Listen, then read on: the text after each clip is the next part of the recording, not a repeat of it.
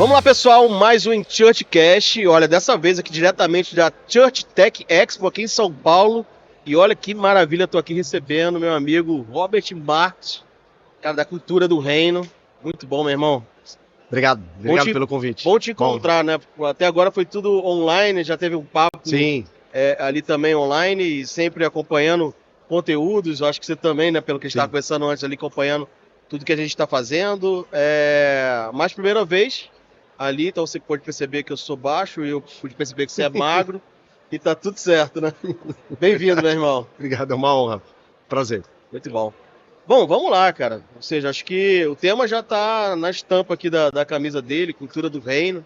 Isso aí. Eu acho que é onde a gente, né, trabalha em sinergia. Acho que a gente tem falado muito sobre cultura, a gente tem falado sobre processo, né, na church, porque eu acho que de fato é isso que a gente tem feito como missão, né? O pessoal confunde muito, né? Pensa que a gente é um aplicativo, uma tecnologia. E se você pensa isso, você está certo também. Só que tem a Church Tech, que é uma empresa de tecnologia, mas a gente tem, né, a Church Move, que é uma organização, é um movimento, e tem a Church Educação. Os dois estão muito interessados a auxiliar a igreja no quesito que como é que a gente pode atrair pessoas, como é que a gente deve, nesses dias de hoje, alcançar, se comunicar, ter uma conversa com os jovens que estão perguntando as perguntas que não faziam há 20 anos atrás. Como é que a gente deve abraçar, como é que a gente deve cuidar, então, nessa esteira entre alcançar o cuidado e uma capacitação que tem a ver com o discipulado, mas tem a ver com esse caminhar junto dentro de uma maratona, né? E aí, eu quero começar esse papo, porque acho que é isso que a gente está fazendo. Então, a gente usa a tecnologia para isso, usa a educação. E tudo que tiver, se você tem alguma coisa aí nova para ajudar a igreja, no sentido de como é que a gente alcança pessoas, como é que a gente cuida melhor delas e entrega discípulos de Cristo no final, procure a gente, procura a cultura, procura a church, que você vai ser bem-vindo dentro desse movimento. Mas, Robert, como eu estava te falando, a gente, lá na Church, a gente para todo dia meio-dia para poder fazer a leitura da palavra, né? A gente fica meia hora ali dentro de um versículo e entendendo e nutrindo e tentando ali, de alguma forma, nos aprofundar em Deus. Inclusive, porque eu acho que é uma cultura que deveria também estar no dia a dia da igreja, né? Depois você me fala sobre isso.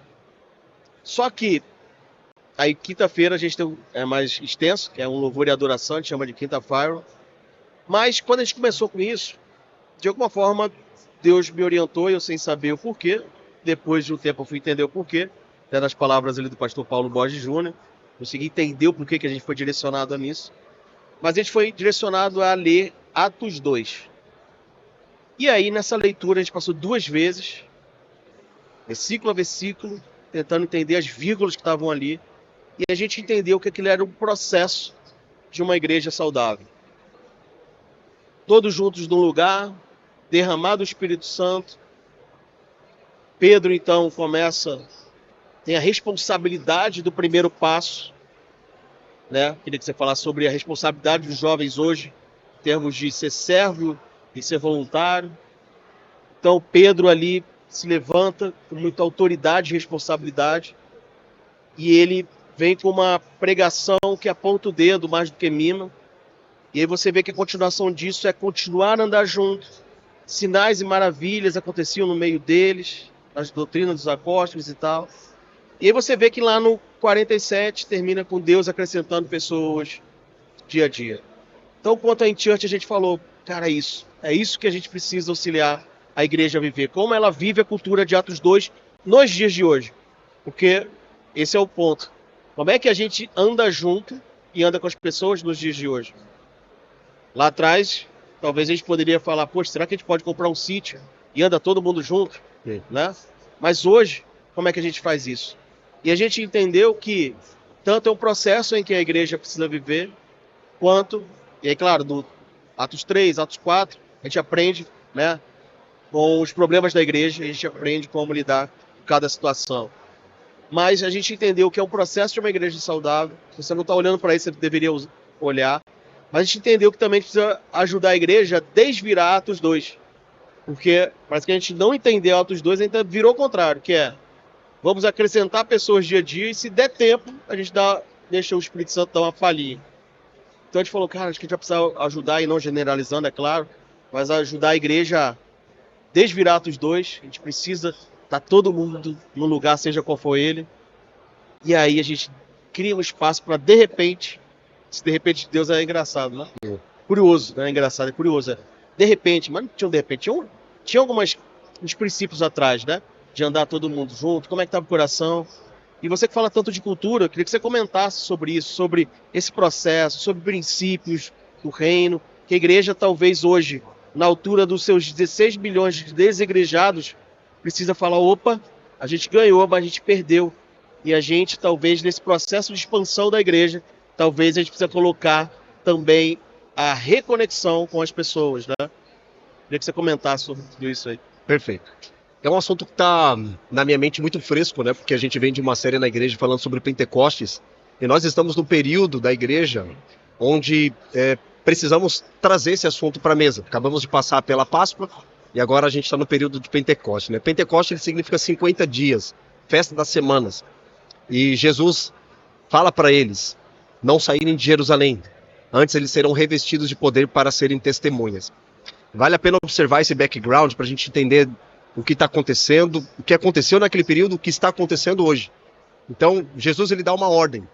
Não saiam de Jerusalém. Ele soprou sobre os discípulos, receberam o Espírito Santo para perdão de pecados. A gente encontra isso no final do livro de João. Até então, eles não tinham recebido o revestimento de poder. Eles já tinham o Espírito Santo, mas não tinham revestimento de poder. Então, quando você cita esse texto que fala que havia 120 pessoas no cenáculo, ali tem a característica, os princípios para um avivamento, os elementos para um avivamento, oração, perseverança, eles estavam em unidade e eles estavam aguardando o derramar do Espírito Santo. E quando fala 50, então se a gente fizer um cálculo rápido aqui, você vai ver que Jesus ressuscitou no terceiro dia, passou 40 dias ensinando os discípulos ressurreto, e ele sobe aos céus. No último dia da festa do Pentecostes, aí o Espírito Santo desceu sobre eles. E ali fala que vieram línguas repartidas como de fogo. E todos foram cheios do Espírito Santo. O que acontece com isso, Sidney? Que existem hoje muitos cristãos salvos dentro da igreja, mas não estão revestidos de poder. Não estão envolvidos com a grande comissão. Ser testemunha de Jesus, de Jerusalém, Judéia, Samaria até os confins da terra. Não está envolvido com a pregação do evangelho, não está fazendo discípulos. Tem muitos cristãos que têm um coração, mas precisa desse derramar do Espírito Santo para que eles possam cumprir com o ID. Porque o revestimento do Espírito Santo ele é uma capacitação sobrenatural para a gente fazer e falar coisas que humanamente a gente não conseguiria fazer. E quando você citou aquela pregação de Pedro, uma pregação de um homem iletrado, mas debaixo da unção do Espírito Santo, mais de 3.000 almas se converteram ao Senhor e eles falaram, o que faremos, Senhor? E Pedro responde que é necessário se arrepender, crer no Senhor Jesus e receber o dom do Espírito Santo. E aí o versículo 42 de Atos 2 ao 47, ali falam das características que toda a igreja precisa desenvolver. Então ele começa dizendo, perseveravam na doutrina dos apóstolos. E perseverança gera perseguição. Todos que perseveram na doutrina, na palavra de Deus, inevitável, vai ser perseguido. Na casa, no ambiente de trabalho, qualquer lugar que ele estiver vivendo de fato a palavra de Deus, ele vai ser perseguido porque é o que a gente chama de contracultura. O evangelho é uma contracultura. Quem quiser vencer, precisa perder. Quem quiser ganhar, precisa perder. Quem quiser viver, precisa morrer. Então é uma contracultura. Sim. E é progressivo isso. Ele fala, perseveravam na doutrina dos apóstolos e no partir do pão, na comunhão. Então você tem ensino, perseveravam na doutrina dos apóstolos e na comunhão. Então o ensino, ele é o fundamento da igreja. Uma igreja que não tem discipulado, não tem ensino, as pessoas ficam estagnadas. Elas estão salvas, mas elas estão estagnadas. Elas não avançam no processo de amadurecimento da fé. Então, começa com ensino, depois fala, na comunhão e no partir do pão. E não está falando apenas do partir do pão, da comida apenas física, que sustenta o nosso corpo, mas da comunhão que sustenta a nossa alma. Um povo que está conectado. E hoje a geração, ela clama por conexões. As pessoas estão carentes de conexões. As conexões que a gente encontra hoje, por conta do advento da tecnologia, por um lado, deixou as pessoas muito enfurnadas dentro da casa. Estou falando de jovens, Sim. né? Jovens criam ali uma skin, criam um personagem dentro de um jogo e passam o dia inteiro interagindo com pessoas que ela não conhece. Então, a gente precisa trazer essa conexão de internet para a vida real. A gente fala, igreja é vida na vida. Igreja é o chão da vida, o chão da fábrica. A gente fala também, usar até uma palavra um pouco chula aqui, é o esgoto. A gente mexe com esgoto. A gente mexe com coisas que pessoas comuns não gostariam de trabalhar. Então a igreja, esse é o ponto, a gente mexe com coisas, põe a mão em coisas que a sociedade em si ela não gostaria de pôr. Então a igreja ela precisa ser intencional nessa comunhão.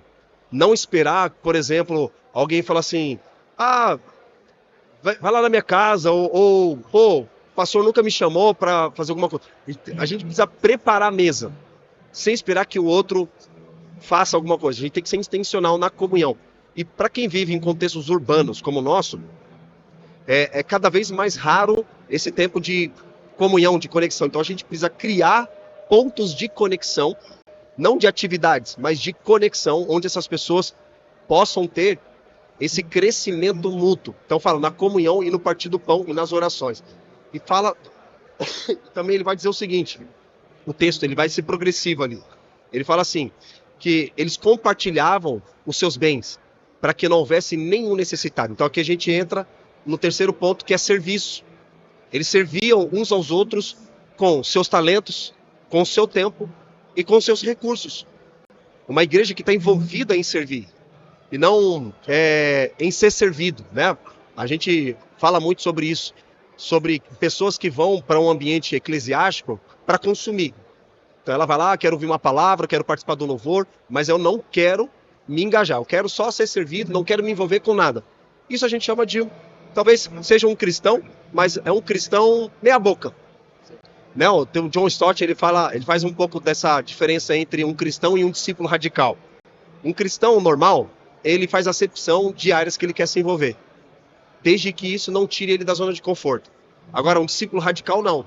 Ele não se move por áreas que ele gosta, mas ele se move por áreas que são necessárias de um envolvimento, de uma participação. Ele não fica esperando alguém resolver. Ele se coloca numa posição de ajudar na solução de um problema que possivelmente ele esteja vendo. Então ele está servindo.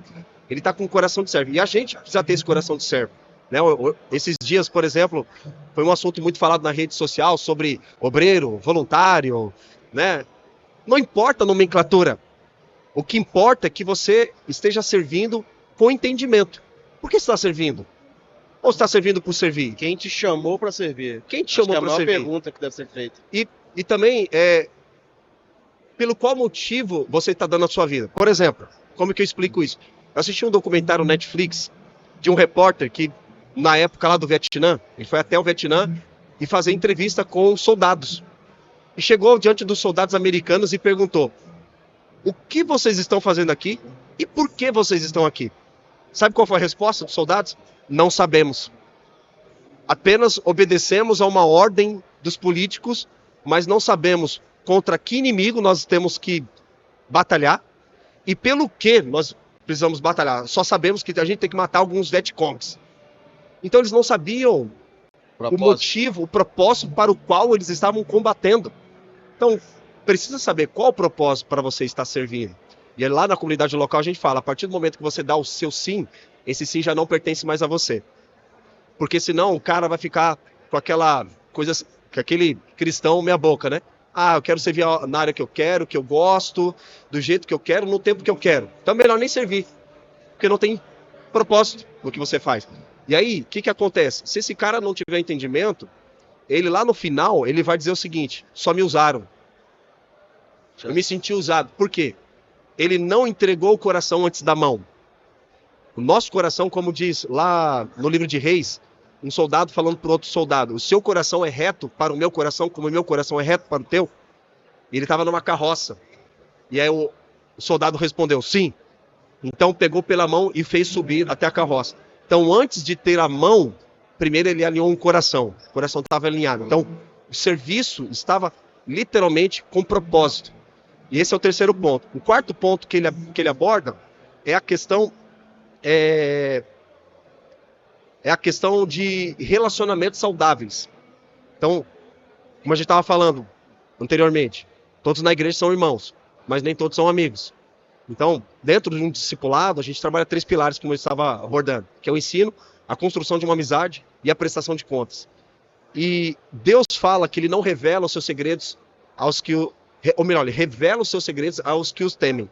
Então é a construção de uma amizade, para que haja relacionamentos saudáveis dentro dessa estrutura eclesiástica. E o quinto e último, obviamente, acrescentava os que iam sendo salvos. Quando a gente passa a viver uma vida de ensino, de comunhão, de serviço, de adoração, porque eles louvavam a Deus no pátio do templo, de casa em casa, que era um outro ponto que eu ia abordar, que é a questão da adoração, que é muito mais do que uma música. Adoração é a vida da pessoa, é uma entrega, uma vulnerabilidade completa. Uma igreja que vive, de fato, uma adoração genuína, constante. Obviamente, e fala que Deus que acrescentava. A gente pode utilizar métodos? Podemos. Mas a missão estava sendo cumprida. Aqui está um ponto que eu encerro aqui um pouco a minha fala. Existe a diferença entre método e missão. A missão ela é imutável. A mesma missão que havia naquele período de Atos 2 deve ser a mesma missão que a gente precisa viver hoje, sem tirar nem pôr. Agora o método, ele é mutável. De tempos em tempos a gente precisa reavaliar a nossa forma de comunicar o evangelho, a nossa movimentação, para se adaptar ao tempo que nós estamos vivendo. Né? Agora a gente está num tempo que as inteligências artificiais estão cada vez mais dominando o cenário e até mesmo dentro da igreja. Sim. Né? E a gente precisa ocupar esses lugares. Porque se a gente não ocupar, a sociedade vai ocupar nosso lugar e aí depois a gente vai ficar chorando leite na tigela, né? Porque a gente não se envolveu. Então a gente precisa entender o tempo que nós estamos vivendo para cumprir com essa missão nos dias de hoje. Então, método e missão são coisas diferentes, mas elas precisam se complementar para que a missão de Deus ela seja cumprida. Maravilhoso. Bom, tipo, tá anotando aqui os pontos, mas vou comentar aqui sobre a gente vê em Atos 2, de fato, o processo de uma igreja saudável. A gente comentou ponto a ponto. Inclusive, quero fazer o desafio aqui para a minha equipe. Como a gente leu ali 2 vezes Atos 2, na segunda vez que a gente passou versículo a versículo, a gente teve um exercício, que foi como a gente pode auxiliar a igreja a viver nos dias de hoje esse versículo aqui.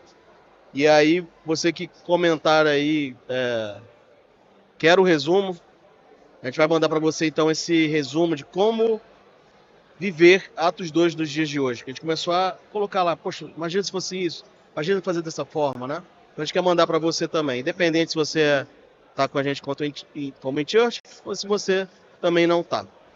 Então, depois comenta aí, quero o resumo. Mas vamos lá. Então a gente vê então Atos 2, princípios. Tenho falado muito sobre isso, acho que o pessoal pergunta sobre a igreja do futuro. E aí o engraçado, o irônico é você descobrir que a igreja do futuro é a igreja do passado. A gente tem que voltar ao princípio de tudo e falar aonde a gente errou, onde a gente tem, né, talvez desvirtuado com os nossos próprios métodos, deixando um pouco essa questão da missão, como você falou, ou da essência, ou princípios do relacional, princípios desse partir do pão, né? E aí eu vou dar um exemplo aqui, que é um testemunho, para poder te perguntar se tudo isso que a gente vive em relação até... Que é curioso quando você fala de viver nos dias de hoje, o vender tudo e repartir. Aí você pega essa parte e fala, meu Deus do céu, que evangelho é esse? É comunista? Meu Deus, o que é isso, né? E aí, o ponto onde eu estive pensando devido ao testemunho próprio, foi o seguinte. Na igreja, então, ou seja, relacionando, tempo de mesa, né? Andando junto, né? Vim para cá, por exemplo, fazendo algumas atividades, né? Do meu discipulado. Então isso mostra também esse andar junto, né? Tá fazendo a arte da camisa, por exemplo, no Canva mesmo, né? E dando ideia ali. Ou seja, tô aqui, mas tô junto também de alguma forma. Mas eu fui surpreendido com uma coisa, Robert, que aconteceu, que foi o seguinte. Tem um casal, muito amigo, a gente sempre anda, viaja junto. E nesse viajar junto e não andar junto, ele tem esse andar junto é andar junto como irmão. O irmão vai brigar um com o outro também, né? Mas logo depois vai se abraçar. Por quê? Porque é irmão na essência, né? E aí foi curioso que a gente aconteceu algo que eu vim até de um atrito com esse casal, eu e minha esposa, né? Caso até fui eu o pivô, fui mal compreendido com algo. E aí ficou um pouco assim e tal. Só que aconteceu? Logo depois, esse casal entrou numa crise financeira muito grande e o amigo, né, ou seja, o marido, rapaz, o cara foi assim no chão mesmo, né? O cara nem tem costume de chorar, chorou e tal. E aí eu fiz algo que falei, não, cara, vamos ver como é que eu vou te ajudar e etc. Eu coloquei até meu cartão à disposição ali dele. Uma atitude assim muito simples. Eu fiz isso muito naturalmente. E aí ele, cara, poxa, obrigado. Cara, nem sei como é que eu te agradeço. Pô, ele já é impactado com essa situação. E aí eu falei assim, cara, fica tranquilo, meu irmão. Se vê aí. Se acontecer alguma coisa também, cara, os meninos, a questão lá da escola, etc. Se for o caso, eu vendo meu carro e, cara, a gente vê isso aí. Aí eu falei naturalmente, eu pactei depois com a resposta dele. Porque ele me devolveu, assim, meio querendo chorar e paralisado. E a resposta dele foi o seguinte: ele falou, cara, tu é irmão mesmo, cara. Tu é irmão mesmo. Obrigado. E o quanto isso, depois, olha que legal, é onde você vive a experiência dessa vida na vida, quando você é impactado, porque eu fiz tudo naturalmente. Depois, quando a reação dele, e falar, você é irmão mesmo, então, eu falei, caramba, o que eu fiz? O que eu fiz? Eu fiquei analisando. Falei, caramba, não é algo comum, de fato. Mas eu achei muito natural.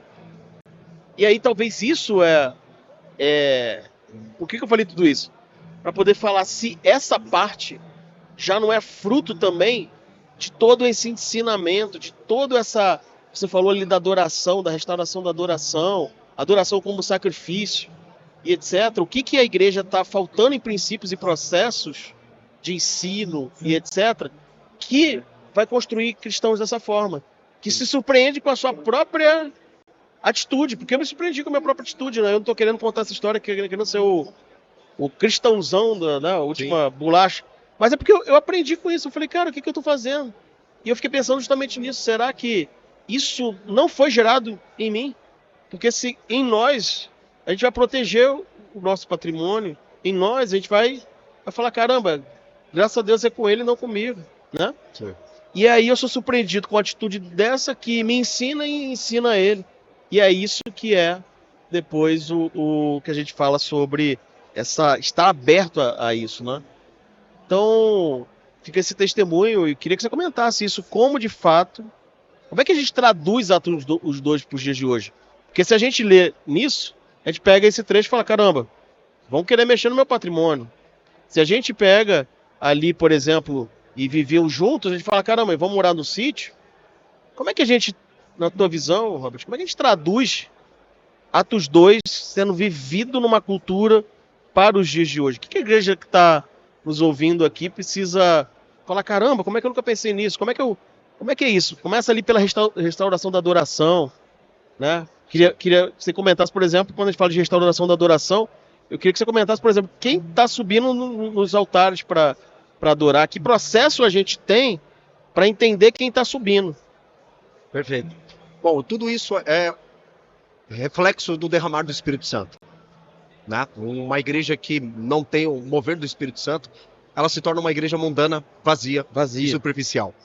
Então, para provocar atitudes como essas no dia a dia, não dentro do templo, mas no meio do povo de Deus, na vida ordinária, no dia a dia, isso é a ação do Espírito Santo no meio do seu povo.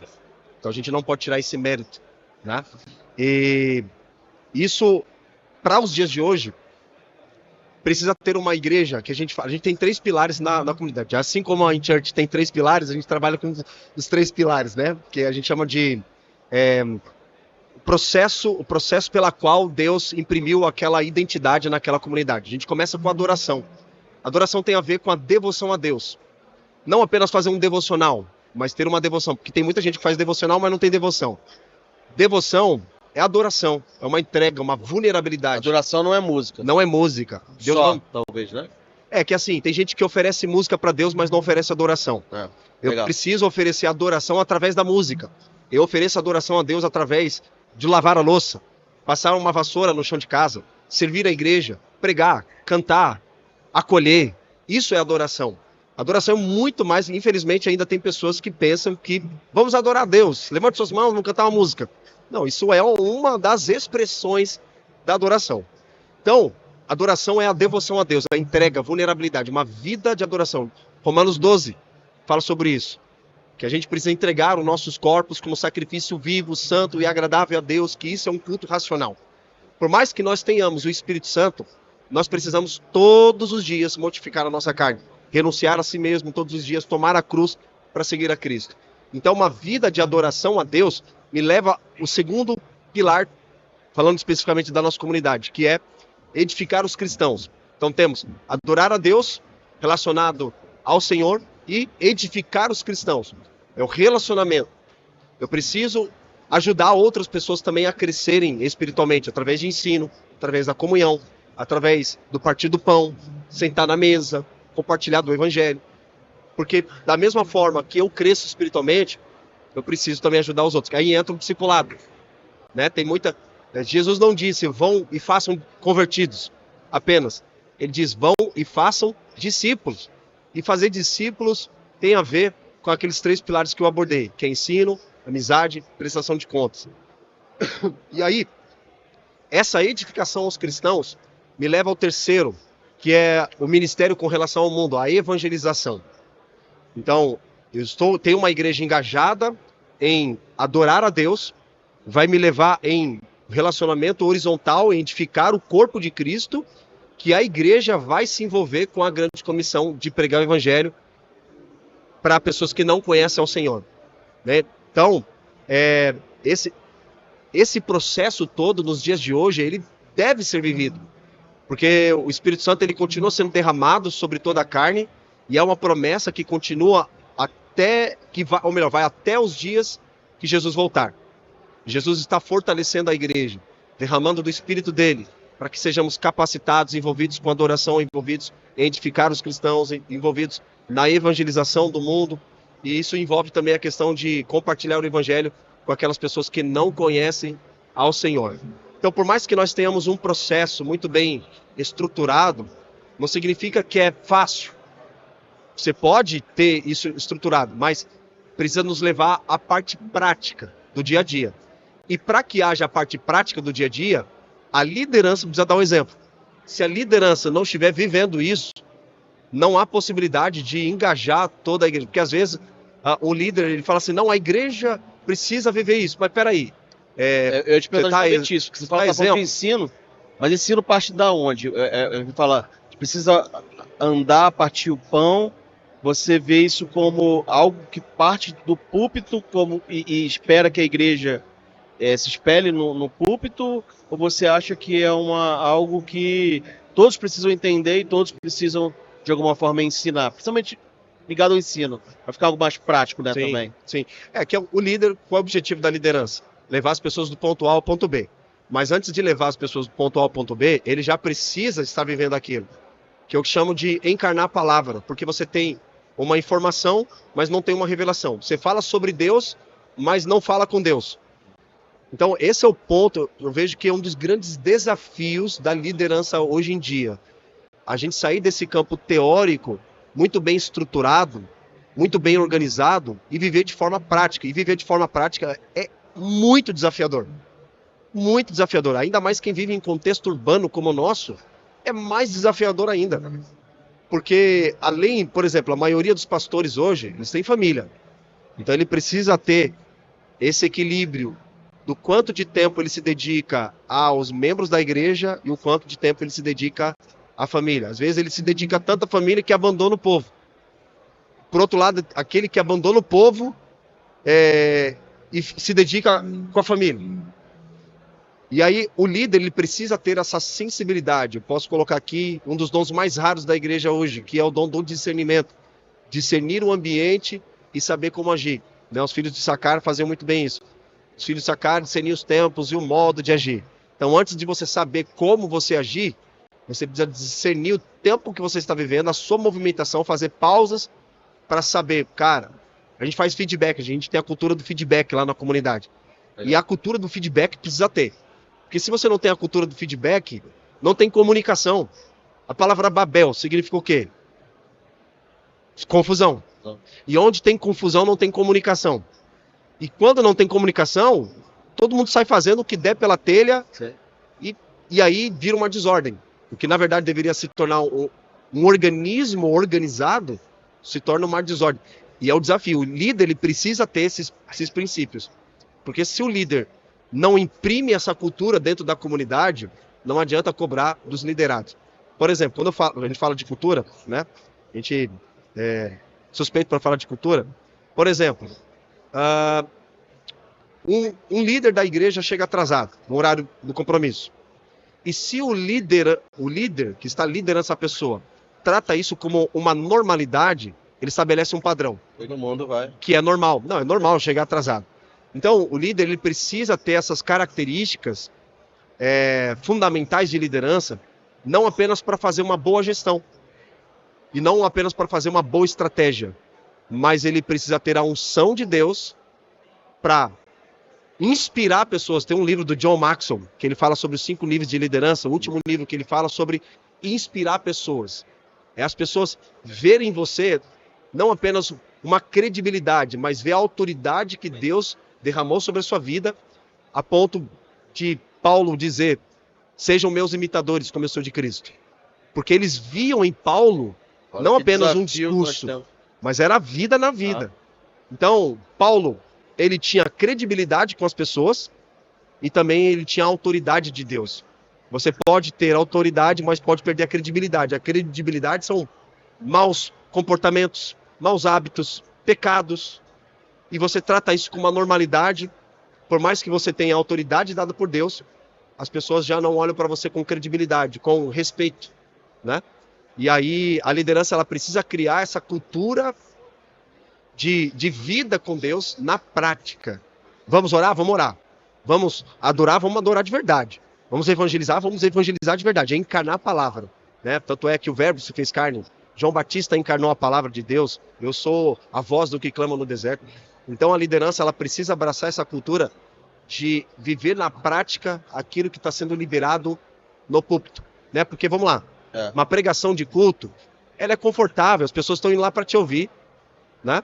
Mas pastoreio, a vida da igreja não é no domingo.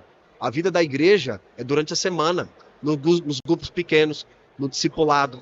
Tanto é que, por exemplo, para você saber o tamanho de uma igreja, não é olhando para o culto de domingo. É olhando para quantas pessoas estão engajadas em discipulado, grupos pequenos. Ali você vê realmente o que é a igreja vivendo de maneira prática, que é os pontos, as características que a gente abordou de Atos 2, 42 e 47. Ensino, adoração, serviço, comunhão e evangelização. Vocês basearam toda os princípios e o dia a dia da igreja em Atos. Em Atos, é o modelo. É isso. Não adianta a gente tirar, qual é o modelo que está dando certo no Brasil, vou tentar copiar. Copia o que já deu certo, que está na Bíblia, está ali. Atos 2, 42 ao 47. Tem os 5 princípios que toda igreja madura e saudável precisa ter para trabalhar a grande comissão. Não apenas crescer numericamente, mas crescer em qualidade. Porque, por exemplo, eu acredito que você já deve ter visto esse dado do IBGE, que até 2030 o Brasil vai saltar para 30% da população cristã evangélica. Aí fica aquela coisa, né? Entre 30 e 36. Eu acho que vai para mais. Se eu não me engano, vai para mais que isso. 30, que vai se tornar. 30, alguns apontam 30 e 36. Vai se tornar um país evangélico, como os Estados Unidos. Que a cultura Só que não estou olhando para o outro lado, porque a gente cresce em termos de. Só que a gente precisa olhar para o dado que ele pega também, que é o desigrejados, evangélicos não praticantes. Exato. E ex-evangélicos. Exato. E aí que a gente começa a analisar o problema. Falar, caramba, estamos impactando, mas não estamos caminhando. Exato. Né? Que é o que a gente fala, né? Que um dos maiores desafios nossos como igreja, na questão ocidental, até falando do Brasil, do nosso quintal, não é tanto o evangelismo, porque o brasileiro, ele é cristianizado. Se você perguntar para qualquer pessoa na rua, já falar de Jesus? Já. Claro que temos as regiões não alcançadas, como ciganos, quilombolas, né? Mas, para qualquer brasileiro comum, se você perguntar, conhece Jesus? Conheço. Conhece Pai Nosso? Conheço, Pai Nosso. Ele tem uma ideia de um Deus, de Jesus Cristo, que Jesus fez. Todo mundo nasce católico, é mais ou menos isso, né? Então o Brasil, nosso maior desafio não é tanto o evangelismo em si, que é importante, o evangelismo precisa acontecer, mas é o discipulado. A gente pode crescer numericamente, mas em qualidade. E aí entra o trabalho da liderança de trazer essa cultura para dentro do ambiente eclesiástico, no dia a dia. Bom, eu gosto de fazer as coisas ao vivo, porque aí não tem nem como dizer não. Mas como você baseou lá tudo em Atos 2, eu acho que a gente poderia lançar aí um programa ou um curso pela Unichurch, pela Church Edu, que tem a Unichurch, em Church junto com a cultura do reino. Perfeito. Para poder a gente, sim, trazer mais para o lado prático toda essa questão de como a gente pode viver, né? Sim. Atos 2 dos dias de hoje. Mas você me fez lembrar também sobre isso, porque e aí trazendo sempre o lado prático, a forma que a gente gosta de fazer aqui, Robert, porque até o lema aqui do Churchcast é isso, né? Um papo para deixar de papo e começar a agir, né? Então, ou seja, a gente fala aqui muito sobre, a gente vai estar falando, acho que o papo é maravilhoso, daria mais 40 minutos aqui, já estamos vencendo o tempo, mas o que a gente quer, cara, e aí? É isso? Oro para que o Espírito Santo esteja tocando aí, pastor, no seu coração, para a gente falar, caramba, será que a gente está procurando no muito fazer que talvez esteja lá nessa origem, no muito se assentar nessa mesa? Acho que é algo que a gente precisa começar a pensar. Mas esses dias eu estava lá na Unichurch e comentando, até com o pessoal da Unichurch, e eu estava falando justamente sobre isso, que a vida do pastor, ela já é um ensino da cultura. Então, quando você fala até da separação ali olha, tem a família dele e tem a igreja. E eu estava explicando, eu falei, olha, acho que o desafio do pastor é conseguir separar e juntar ao mesmo tempo. Como assim, Sidney? Junta ou separa? Eu falei, ele precisa separar para juntar. O que é isso? É quando eu comecei a falar lá, qual é o perfil do pastor que a igreja responde. É o pastor que ele é pai. Então, ou seja, isso é 2, tá? Vou falar mais 3 aqui só para poder não achar que é só pai, né? Pastor que ele é pai e marido, então ele consegue, ele separa a família da igreja, só que ele está juntando, porque aí é cultura. Porque a igreja, ela tá percebendo. Ele, quando ele é um pai que ele tá exercendo paternidade com os filhos naturais dele lá em casa, e ele é o marido para a esposa, ele está gerando cultura na igreja. Deu para entender? Então ele separa para poder não misturar, porque quando ele mistura, o filho dele odeia a igreja. Sim. Porque ele misturou. Ele trocou. Quando ele separa, ele ensina a igreja. Olha, esse cara, ele é pai. Inclusive, ele é meu pai também. E aí vai mais 2 aqui. Então, o pastor que a igreja responde, perfil do pastor que a igreja responde. ele é um pastor gestor. Gestor o quê? Financeiro? Também. Gestor das suas emoções? Também. Gestor de si? Gestor. E é aquele pastor onde ele é responsável no sentido de gestão, inclusive financeira, no sentido do quê? Eu até misturo com o pastor, o gestor, pastor, que é o quê? A igreja está vendo. Então a igreja que o pastor é pastor, olha, esse cara é pastor. Olha, eu preciso, mas só que agora ele está preocupado com o aluguel da igreja. Mas ele é pastor, e a gente identifica isso nele, na cultura. E aí quem vai se preocupar com o dinheiro do aluguel da igreja? A igreja. Porque a gente não pode tirar ele de ser pastor, para agora ele estar correndo atrás de dinheiro para poder pagar a conta do aluguel da igreja. E ele se mistura um pouco com o pastor, gestor financeiro, no sentido de responsabilidade. É aquele pastor que quando compra algo que a igreja fala, opa, ele comprou uma caminhonete. Quando é um pastor que ele não passa a visão de que ele é responsável financeiro, a igreja responde como? Caramba, esse cara está usando o nosso dinheiro para poder ter uma Hilux. Sim.